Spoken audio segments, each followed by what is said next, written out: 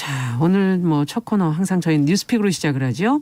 더공감 여성정치연구소의 송문희 박사님 안녕하세요. 네, 안녕하세요. 전혜연 사평론가 안녕하십니까? 네, 안녕하세요. 크리스마스를 앞에 트리는 반짝반짝 하는데 분위기를 어떻게 느끼고 계세요? 사실 저희도 오늘 여기 머리에 뭐 좀 이렇게 쓰고 분위기를 할까 하다가 앞팀이 했어요. 앞팀이 했는데 사실 힘든 시기에 그냥 좀 조용하게 그래요, 가자 맞아요. 이래서 안 썼습니다. 예, 네. 조금 아무래도 좀 자제를 좀 해야 되겠죠. 그죠? 예. 자, 오늘 첫 번째 뉴스는 저희 국회 법제사법위원회가 어제 이제 중대재해기업처벌법 제정안을 심사를 했는데요. 국민의힘은 불참을 했다고 지금 보도가 나오고 있고 어떤 상황인지 전혜연 평론가께 좀 얘기 듣고 이 문제 끝까지 저희가 좀 한번 들여다보죠. 크리스마스에 즐겁고 행복한 소식을 많이 전해드리면 참 좋겠는데 그렇지만 우리가 이게 즐거운 소식은 아니어도 우리가 관심을 받고 봐야 되는 뉴스가 있는데 바로 이런 뉴스인 것 같습니다. 네. 산업 안전 현장에서 많은 노동자들이 숨지고 있고 특히나 비정규직 노동자와 젊은이들이 숨지는 현실에 대해서 사실 최근 사회적으로 계속 문제제기가 되고 있습니다. 그래서 이제 중대재해처벌기업법이 굉장히 많은 관심을 받고 있죠. 원청업체에 대한 책임을 강화하는 내용이라던가 뭐 징벌적 손해배상제에 관한 논의 등등이 담겨 있는데요. 이 법안이 지금 제대로 논의가 안 되고 있다라는 지적이 계속 나오고 있습니다. 이런 가운데 고 김용균 씨 어머니 김미숙 김용균 재단 이사장이 지금 이 날씨에 계속 단식을 하고 있습니다. 이 어머니의 입장은 간단합니다. 이번 본회의에서 이 법안을 좀 의결해달라. 내 아들처럼 이렇게 불행한 사고로 숨지는 젊은이들이 더 이상 나오지 않게 해달라고 계속 호소를 하고 있는데 정치권에서는 속도가 좀 느리다는 비판을 지금 받고 있어요.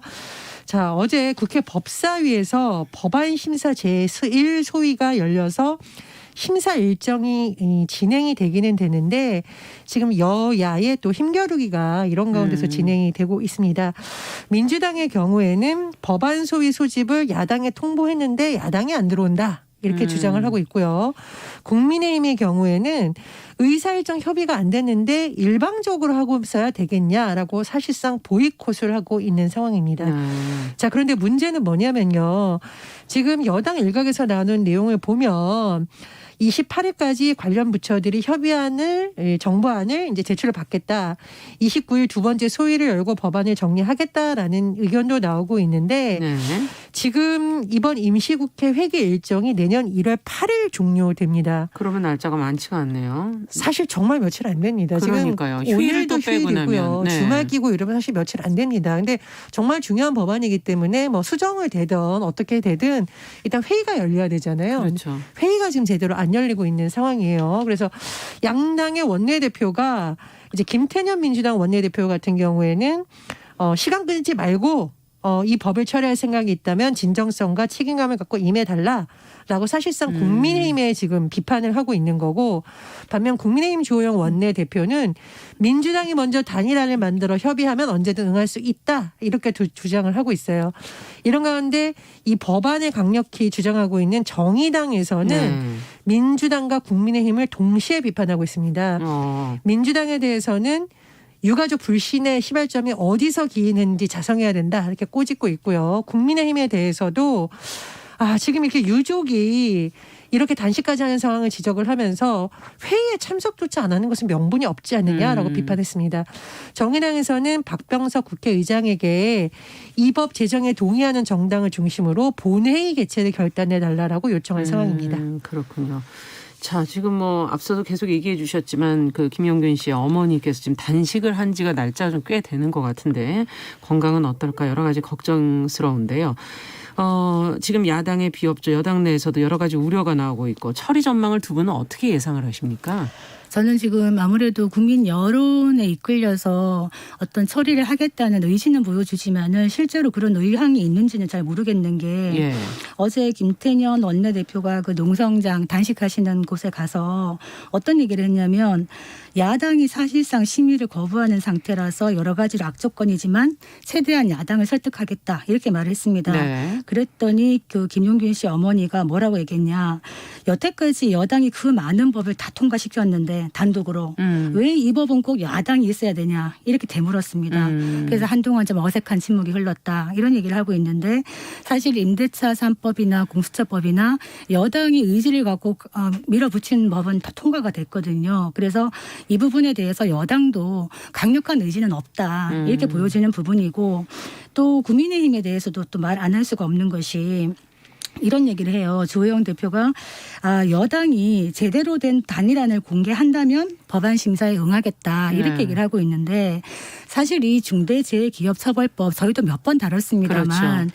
이게 새로 제정하는 법이고 또 많은 이해관계가 얽혀 있습니다. 예. 그래서 이런 부분들이 하루아침에 단일된 어떤 법안이 나오긴 어렵고 그렇기 때문에 소위나 이런 데서 와서 같이 논의를 하고 하나의 제대로 된 법을 만들어야 되는 것인데 그러기엔 참 이렇게 시간이 없네요. 불참한다는 것은 좀 의무를 방기한 게 아닌가 이런 생각이 들고요. 저희가 이 법 이야기를 할 때 방송 듣고 나서 기업하시는 분들이 전화가 많이 오셨더라고요. 예. 그러면서 이 취지에는 공감을 하지만 실제 기업이 힘든 부분도 있다 하면서 이런 얘기도 좀 해달라. 균형 잡힌 얘기를 해달라. 그래서 어떤 얘기를 많이 생각을 하시냐 그랬더니 이 법의 취지는 있지만 이 법이 만들어지는 과정에서 뭐 인과관계를 추정한다든지 그런 부분이 자기 책임의 원칙에 부합하느냐 이런 부분에 대해서 문제가 있을 수 있고 또 뭐 이게 여러 가지 사중처벌의 위험성도 있고 막 이런 얘기를 해요. 그렇다면 이런 기업계의 이런 논의들을 같이 논의를 하면서 위헌 요소가 있는 거는 줄이고 그렇지만 중대재해기업처벌법의 기본적인 취지는 가져가면서 예. 제대로 된 법을 만들어야 되는데 지금 정치권에서 하는 걸 보면은 이게 많이 부족하지 않나 이런 생각이 듭니다. 네.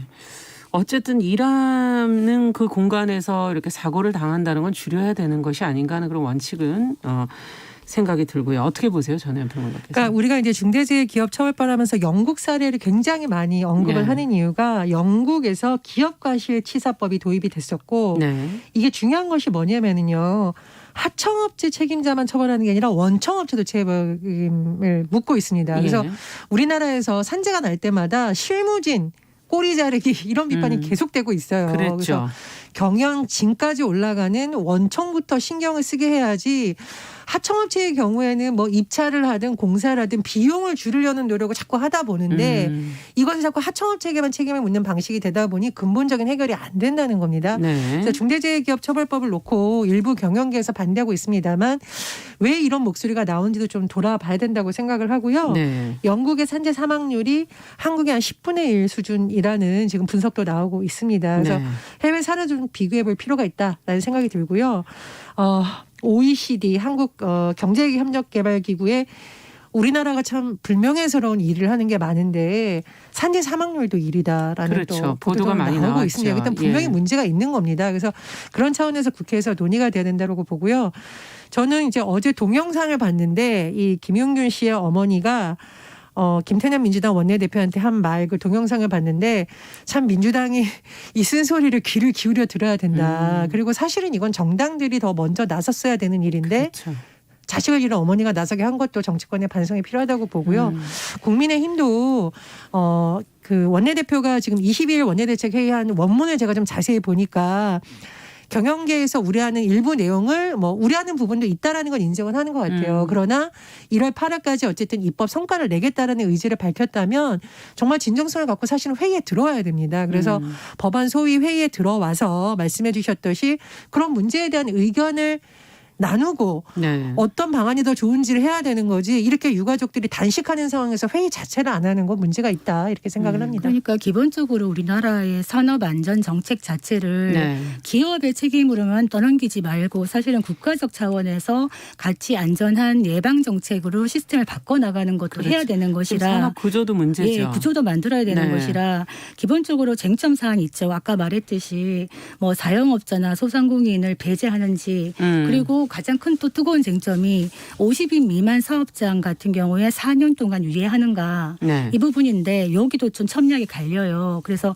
실제로 이런 산업 안전사고가 많이 일어나고 있는 데가 소규모 영세 사업장이 많다는 겁니다. 네. 80% 이상이. 네. 그렇다면 4년을 유예하면 너무 긴 게 아니냐. 그렇다면 또 이 유예 기간에 대한 논의도 있어야 될 것이고 그렇죠. 빨리 마주 앉아서 정말 의지를 갖고 해라. 이 말씀 드리고 싶습니다. 네. 그 최근에 노동 현장에서 숨진 한 장애우 청년의 사례를 제가 봤는데 너무 안타까웠던 것이 뭐냐면 사실 2인 1조 보통 얘기를 하잖아요. 그게 그렇게 과연 지키기 어려운 일인가 싶을 정도로 어이없는 사고가 지금 현장에서 그렇죠. 너무 많이 일어나고 있습니다. 예. 그리고 심지어 뭐 리모컨이 옆에 있어서 뭐 이 기계가 오작동을 해서 사람한테 위험할 경우에는 리모컨을 눌러서 빨리 작동을 멈춰야 되는데 이 지금 숨진 청년의 경우에는 그런 것도 제대로 안 됐던 거예요. 현장에서 결국은 숨을 기본도. 지는. 지금 네. 이런 상황입니다. 음. 이런 상황이 계속 일어나고 있기 때문에 사업주가 신경을 쓰지 않으면 앞으로도 이런 사고는 계속 일어날 수 있다라는 거거든요. 그래서 이 경총도 뭐 우려 의견을 낼 수는 있습니다만 의원들이 지금 왜 이렇게까지 많은 국민들이 이 기업의 이런 법에 관심을 갖고 있는지 여론을 좀 들어봤으면 좋겠고요. 그러네요. 말씀해 주셨듯이 중소기업에 우려되는 점이 있다면 그건 역시 법안 소위에 그렇죠. 들어가서 논의를 해야 되는 거지 회의를 안 하면서 이런 의견을 자꾸 언론을 통해서 그래도 보면은 실명도 안 나옵니다. 이런 의견 주장하는 건 그런 건 좀 의원들의 역할이 아니지 않나 이런 비판의식 갖게 됩니다. 그 전부터 저희가 이게 산업재해가 인재다 이런 표현을 많이 하면서 비용과 안전의 문제에서 어떻게 균형을 맞춰갈 것인가 늘 언급이 많이 됐었는데 아직까지도 제자리 걸음하고 있다는 게 좀 안타깝다 이런 생각이 들고요. 앞으로도 저희가 이 문제가 어떻게 처리되는지 1월 8일까지 계속 한번 지켜보겠습니다. 자, 두 번째 뉴스는 교육, 경제, 사회활동 중에 아무것도 하지 않는 이 모든 걸 하지 않는 니스족이라는 것에 대한 보고서가 나왔어요. 저는 이제 니스족이라는 용어도 조금 낯설긴 한데요. 니스족이 노년층에 많고 남성보다 여성이 많다. 이것도 좀 의외였거든요. 그 내용을 좀 들여다볼까요? 이 니스족이 NEES를 줄인 건데요. 네. N이라는 것은 not 하지 않는다. 예. 무엇을 하지 않느냐면 employment 그러니까 고용이 고용도 되어 안 있지 되고. 않는 그러니까 예. 경제 활동을 할 수 없는 상황. 그리고 education 교육도 지금 뭐 받거나 이런 활동을 하지 않는 사람. 네. 가장 중요한 마지막 S social activity 그러니까 사회 활동도 하지 않는 사람. 그러니까 사람을 만나지 않는다는 그렇죠. 거죠. 보통 이제 우리가 일반적으로 쓰는 은둔형 외톨이 뭐 그런 표현이 좀 네. 맞는 표현이 아닐까 싶습니다. 그래서 경제적 고립과 사회적 고립 상태를 동시에 겪는 사람들을 요즘 니스족이라고 한다라고 하는데요. 예. 최근에 경기연구원에서 통계청 인구 어떤 것을 분석으로 다시 한번 이 진단 보고서를 냈습니다. 네. 근데 보고서 내용을 봤더니 노년층 내부에서의 니스족 비율이 남성은 50.6%, 10명 중에 5명이 이제 은둔형 외톨이 상황에 있다라는 거고 네. 여성 노년은 더 높습니다. 67.8%. 그래서 그렇군요. 전체 연령대 중에 가장 지금 높은 상황입니다. 자, 우리 이렇게 고령화 시대 많이 얘기를 하는데 사실 오래 사는 것이 축복일 수도 있는데 계속 이런 상황이라면 굉장히 그럼요. 어려운 또 상황이 네. 올 수 있다라는 거죠. 그런데 여성의 니스족 비율이 그냥 성별로만 비교해 봤더니 34.8%인데 남성은 15.6%. 두 배네요. 2배보다 더 넘는 네. 거죠. 그래서 왜 그런가 봤더니 여성들이 결혼 이후에 육아로 인해서 사회 활동이 이렇게 좀 어려워지는 시기가 있잖아요. 예. 아이 키우는 엄마들이 사회 활동하기 굉장히 어렵잖아요. 초기에. 그렇죠. 그러다 보니 또 사회적으로 고립되는 이런 상황이 올 수 있다라는 겁니다. 그래서 경경원이 내린 결론은 그렇습니다. 그러니까 노인 문제 일단 다른 연령대에 비해서 사회 활동 여부가 정신에 굉장히 큰 영향을 미친다. 네. 이것이 되지 않았을 경우에는 고독사로 갈 위험이 크다라고 지적을 하고 있고요.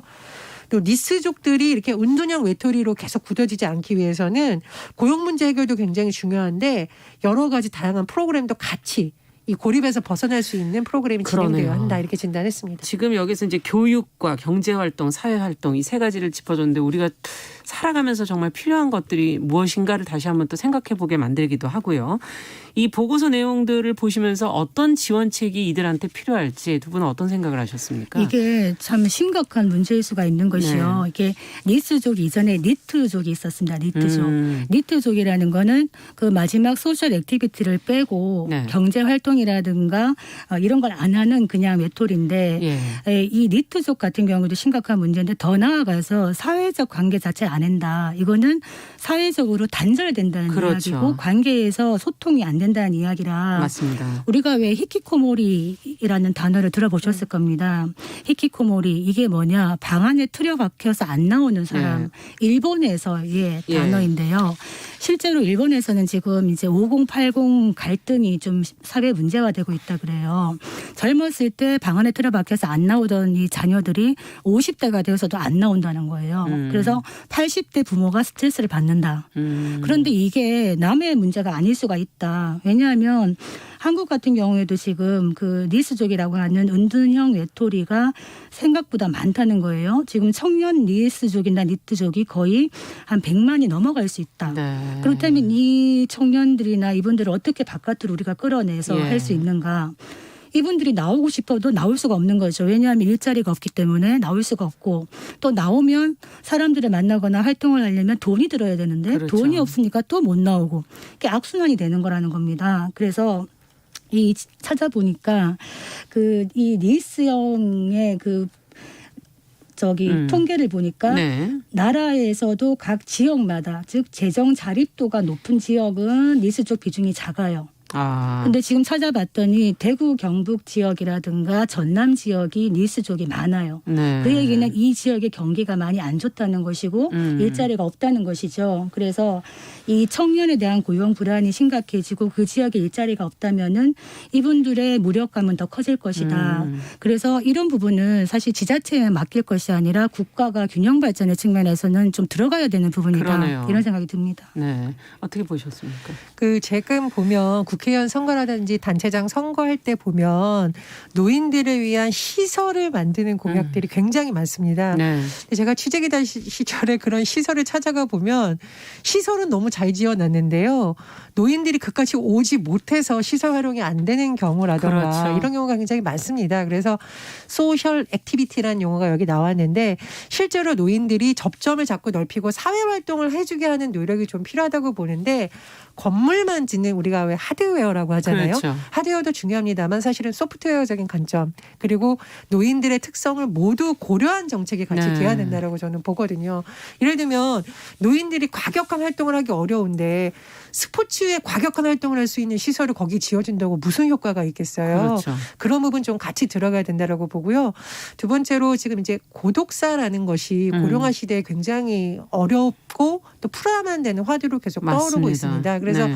우리가 육체적 질병에 대해서는 그래도 우리나라가 뭐 보험제도나 이런 데 많이 되어 있는데 정신 건강에 대한 문제는 약간 금기시하는 문화가 아직도 일부분 남아 있습니다. 네. 그래서 마음이 아픈 것도 마음에 감기를 앓는 것처럼 병원에 갈 수 있는 문화가 형성이 되고 특히 노년층을 대상으로 한 상담 프로그램이라던가 그렇죠. 연대 프로그램은 좀 많이 개발돼야 될 것으로 보입니다. 네. 그 일본은요, 그 히키코모리를 위한 지원 제도가 있습니다. 그래서 전문 상담도 하고 서포터도 양성하고 하고 있는데 한국도 따라가야 되지 않겠나 이런 생각이 듭니다. 네. 일자리가 아니더라도 사회에 좀 참여할 수 있는 네, 방법을 조금 더 찾아봤으면 좋겠다는 생각도 드네요. 자, 오늘 이제 크리스마스인데 저희도 좀 따뜻한 뉴스를 좀 전해드려야 되지 않을까. 익산의 붕어빵 아저씨, 대구 키다리 아저씨, 키다리 아저씨 소식은 저희가 간간히 전해드렸었던 것 같은데 보도가 많이 나왔었죠. 기부 소식 좀 송문희 박사께서 좀 정리를 좀 해주세요. 네, 따뜻한 뉴스 전하려고 하니까 벌써부터 따뜻해지는 느낌입니다. 네. 익산에 전북 익산에 저 원광대 앞에 가시면요, 예. 붕어빵 아저씨가 계십니다. 어. 오늘 한번 가보시면 좋겠는데 이분이 올해도 어김없이 이제 이웃돕기 성금을 내놨는데요. 예. 하루에 10,000원씩 붕어빵을 팔아서 모은 돈 365만 원에다가 10,000원을 더해서 366만 원을 기탁했습니다. 그래서 본인이 외환위기 때 사업이 주저앉으면서 붕어빵 장사를 시작했는데 올해 많은 사람이 돈을 못 벌었다.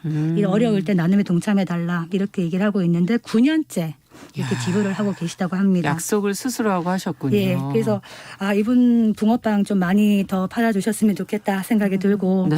우리가 익숙한 대구 이제 키다리 아저씨 이야기가 있는데요. 예, 예. 이분이 2012년에 이제 1억 원을 대구 공동모금회에 전달을 하면서 익명으로 지금까지 본인과 약속을 했대요. 나는 네. 10년 동안 기부를 하겠다. 라고 약속을 했는데 올해가 마지막이었다는 겁니다. 그래서 마지막 익명성금을 내면서 지금까지 한 10억 원이 넘는 기부를 하셨어요. 10억 원이 이분이. 네. 그런데 작은 사업을 하고 계시는데 이제 사업체가 위기를 겪을 때도 많았는데 직원들이 힘든데 무슨 기부를 하느냐 이런 얘기를 할 때 이렇게 얘기를 했대요. 기부할 거는 일단 미리 떼어놓고 이 돈은 내 돈이 아니다. 이렇게 하시면서 기부를 하셨다는 겁니다. 그러면서 글을 쓰셨는데 어떤 글을 쓰셨냐면 함께하는 사회가 되길 바란다. 저와 같은 생각을 하시는 분들이 더 많아지면 좋겠다. 그리고 본인도 나누는 즐거움과 행복감을 많이 느끼고 고맙게 생각하고 있다. 이렇게 얘기를 하셨다 그러는데 이 신문을 보니까 부인도 처음에는 몰랐대요. 몰랐다가 나중에 알게 됐는데 자녀들도 아버지를 참 자랑스럽게 생각하고요. 그렇죠. 또 손자도 기부를 하고 있다 그러네요. 이야. 그래서 참 이것이 참 이것도 교육이 대물림입니까? 아닌가. 예, 대물림인 것 같아요. 그래서 네. 돈 있다고 기부하는 게 쉬운 게 아니거든요. 맞아요. 그래서 이분의 따뜻한 10년 동안의 기부에 대해서 감사한 마음을 전하고 싶습니다. 네. 어떻게 들으셨는지. 이런 대물림은 진짜 많이 듣도 좋을 것 같다. 이런 네. 뉴스를 매일 전해드렸으면 좋겠다. 이런 마음이 들었었고 예. 사실 우리가 뭐 위인을 말할 때 인류사를 바꾼 굉장히 업적이 많은 사람들을 언급하기도 합니다만 사실 우리 주변에 참 대단한 분들이 많다라는 맞습니다. 느낌을 새삼 받습니다. 저는 그 대구의 키다리 아저씨가 10억이라는 큰 돈을 이제까지 기부한 것도 대단하지만 10년간 계속 해왔다는 것이 너무나 대단한 꾸준하게. 거예요. 그 10년 사이에 부침이 있을 수도 있고 집안에 그럼요. 큰일이 있어서 목돈이 나가야 될 경우가 있을 텐데도 맞아요. 그 마음을 지키면서 갔다는 거에 존경심을 표하고요. 이런 대물림이 좀 많아져서 이런 뉴스 매일 전할 수 있으면 좋겠다는 생각이 그 듭니다. 기부라는 말이 네. 영어로 도네이션인데 네. 이게 한국에서 돈네이소에서 왔다는 이런 소리가 있습니다. 그래서 돈네이션에서 도네이션이 왔다. 이제 유머로 얘기하는데 예. 제 아는 분이 결혼 30주년 기념으로 올해는 해외여행을 가려고 적금을 들었었대요. 맞아요. 그랬다가 지금 코로나 때문에 못 가니까 부부가 상의를 해서 이거를 기부를 하겠다고 잘하셨네. 하셨답니다. 그래서 저희 단톡방에 어떻게 올랐냐. 웰컴 투 기부월드. 기부의 세계에 오신 걸 환영합니다. 이게 어떤 의미냐면 기부하시는 분들은 아시겠습니다만 조그맣게 시작을 하잖아요. 그랬다가 기부는 점점 커집니다. 맞아요. 점점 넓혀집니다. 그리고 또 기부하는 사람만 합니다. 그렇기 때문에 이제는 빠져나갈 수 없다. 기부의 세계에서 그런 훈훈한 네. 이야기를 했는데 네. 지금 이 추운 겨울에 사실 연탄 한 장으로 생활하시는 분들이 있으시거든요. 근데 올해는 코로나 때문에 많이 힘들다 보니까 그렇죠. 이 연탄을 공급하는 기부도 많이 줄어들고 있다 그래요. 그래서 뭐 십시일반 돈 10,000원씩이라도 좀 따뜻하게 모아줬으면 어떻겠는가 이런 생각을 해봅니다. 네. 요즘은 그 아이 돌잔치 대신 아이의 이름으로 기부를 하는 또 젊은 부부들도 있다고 해서 제가 참 마음이 따뜻해지는 거고 그렇죠. 정말 산타 할아버지가 있다면 언젠간 이 아이한테 따뜻한 선물을 좀 해주셨으면 좋겠다라는 생각이 듭니다. 올해 코로나는 참 어려워서 우리 구세군 냄비에 많은 뭐 기부를 하는 것이라든가 또는 말씀해 주셨듯이 각종 사회복지 단체들도 굉장히 어려운 상황이라고 하는데 이 뉴스 듣고서 적은 돈이라도 가족들끼리 이런 함께 대화하면서 해주시면. 하시면 좀 따뜻한 연말 보낼 수 있지 않을까 그러네요. 생각이 이게 듭니다. 사랑의 온도계가 연말에 이렇게 저희가 이게 서울시에서도 해놓고 있거든요. 아마 온도가 아직은 좀 많이 낮을 것 같아요. 많은 분들이 좀 관심 가져주시면 좋겠고 구세군 얘기해 주셨는데 저희 잠시 후에 만날 분이 구세군의 참령이십니다. 얘기 좀 더 들어보도록 하겠습니다. 오늘 얘기는 여기까지 듣겠습니다. 뉴스피 전혜연 평론가 더공감 여성정치연구소 송문희 박사 두 분 수고하셨습니다. 크리스마스 잘 보내시고요. 감사합니다. 감사합니다. 정용실의 뉴스 브런치 듣고 계신 지금 시각 10시 30분.